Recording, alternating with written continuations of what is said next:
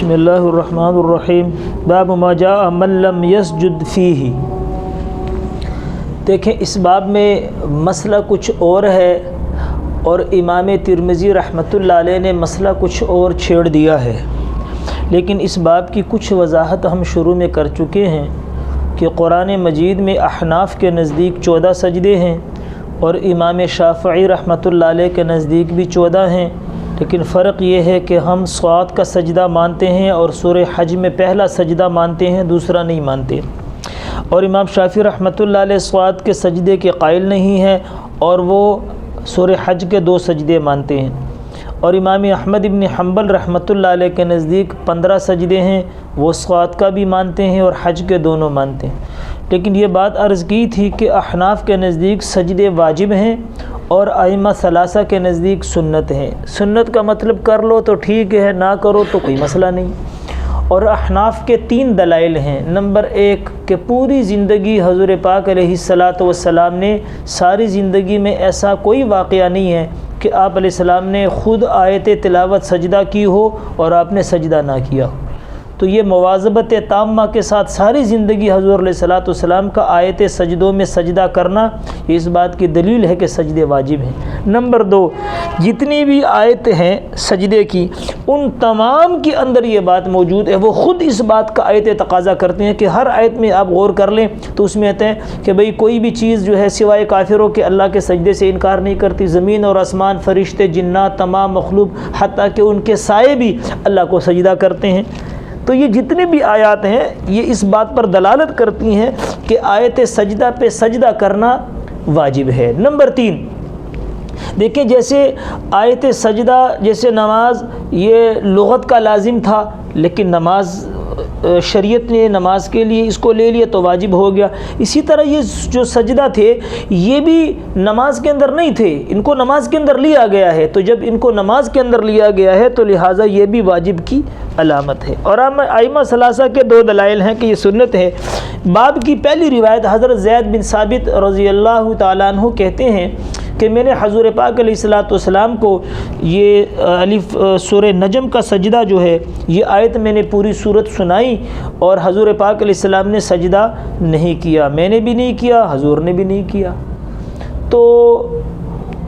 صحابہ کیا یہ معمول تھا کہ جتنا قرآن یاد کرتے تھے حضور پاک علیہ الصلاۃ والسلام کو سناتے تھے، جیسے ہمارے طالب علم یاد کر کے استادوں کو سناتے ہیں،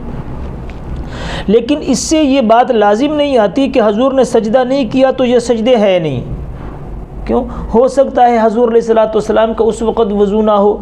اور آپ نے سجدہ نہ کیا ہو، یا وہ سجدہ کرنے کا موقع نہ ہو، محل نہ ہو، جیسے یہ بات ہمارے یعنی عمل کے اندر ہے اور ہمارے معمولات میں سے ہے کہ یہ بات آپ کو پتہ ہے کہ الف لام سجدہ اور تبارک الذی جو روزانہ پڑھے گا اس کو قبر کا عذاب نہیں ہوگا، لیکن کبھی ایسا ہوتا ہے کہ ہم مسجد میں ہوتے ہیں، روزے میں، چلے میں ہوتے ہیں، ہم الف لام سجدہ تلاوت کرتے ہیں لیکن لوگوں کے سامنے سجدہ نہیں کرتے کہ لوگ سمجھیں گے پتہ نہیں کیا کر رہے ہیں۔ لوگوں کو یہ پتہ تھوڑی ہے، وہ سمجھیں گے کہ نماز کے بعد سجدہ کر رہا ہے، جیسے عام لوگوں کی عادت ہے کہ نماز کے بعد بھی سجدے میں چلے جاتے ہیں، دعا مانگتے ہیں، حالانکہ یہ بدعت ہے۔ نہیں سمجھ میں آئی؟ تو ہو سکتا ہے کہ حضور نے سجدہ نہ کرنے کی کئی وجوہات ہوں، لیکن یہ اس بات کی دلیل نہیں ہے کہ سجدہ نہیں ہے۔ نمبر 2 وہ کہتے ہیں کہ حضرت عمر رضی اللہ تعالیٰ عنہ جمعے کا خطبہ دے رہے تھے، دوسری دلیل ائمہ ثلاثہ کی، اور حضرت عمر عنہ نے آیت سجدہ جو ہے وہ تلاوت کی، آپ بھی ممبر سے اترے، سجدہ کیا، مسلمانوں نے بھی آپ کے ساتھ سجدہ کیا۔ اگلے جمعے کو اتفاقاً وہی آیت دوبارہ جو ہے نا وہ ان کی زبان مبارک پہ آ گئی، اور انہوں نے جب یہ آیت تلاوت کی تو تمام صحابہ نے، مسلمانوں نے سجدے کے لیے اپنے آپ کو تیار کیا، تو حضرت عمر رضی اللہ تعالیٰ عنہ نے فرمایا کہ بھئی یہ سجدے ہمارے اوپر ایسے واجب نہیں ہے کہ ہم کریں گے، ہماری مرضی ہے، کریں گے تو کر لیں گے، نہیں کریں گے تو نہیں کریں گے۔ اور وہ کہتے کہ یہ بات حضرت عمر عنہ نے ایک جمع غفیر صحابہ کے درمیان کی اور کسی نے بھی ان پہ انکار نہیں کیا، تو یہ اجماع سکوتی ہو گیا اس بات پہ کہ سجدہ تلاوت جو ہے قرآن کے اندر وہ واجب نہیں ہے۔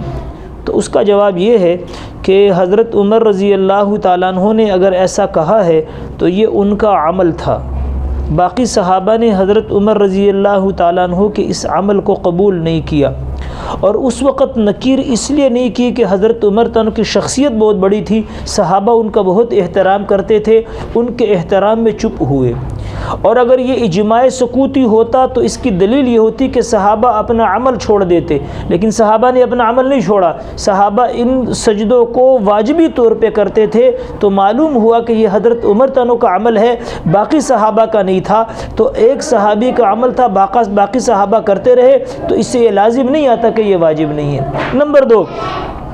حضرت عبداللہ ابن عباس رضی اللہ عنہ اور حضرت علی رضی اللہ عنہ کی روایت آ بھی رہی ہے باب میں کہ وہ خود قرآن کے 6 سجدوں کو واجب کہتے تھے، عزائم السجود کہتے تھے، اور 8 سجدوں کے بارے میں سنت کا قول تھا۔ اور وہ 6 سجدے جن کو عزائم السجود کہتے ہیں وہ کون کون سے ہیں؟ تو حضرت عبداللہ بن عباس رضی اللہ تعالیٰ عنہما سے تو کوئی وضاحت نہیں ہے، البتہ حضرت علی رضی اللہ تعالیٰ عنہ سے وضاحت موجود ہے۔ وہ 6 سجدوں کے بارے میں جن کے بارے میں عزائم السجود کا قول کرتے تھے، ایک حامیم سجدہ، ایک الف لام سجدہ، اور ایک نجم، اور انشقاق، سورہ اعراف اور سورہ بنی اسرائیل۔ ان 6 سجدوں کو حضرت علی تنہوں نے عزائم السجود کہا ہے، تو حضرت علی تنہوں واجب خود کہہ رہے ہیں، تو لہٰذا حضرت عمر رضی اللہ تعالیٰ عنہ کے اس کہنے سے یہ ان کا اپنا ذاتی مذہب تھا، اس کی وجہ سے یہ نہیں ہے کہ باقی صحابہ نے اپنا مذہب چھوڑا ہو، باقی صحابہ اس میں سجدہ کرتے تھے، تو لہٰذا یہ کوئی دلیل نہیں ہے کہ سجدے سنت ہے، واجب نہیں ہے۔ البتہ احناف کے دلائل بھی آپ کے سامنے آ گئے ہیں، ہمارے نزدیک سجدے کیا ہیں؟ واجب ہیں۔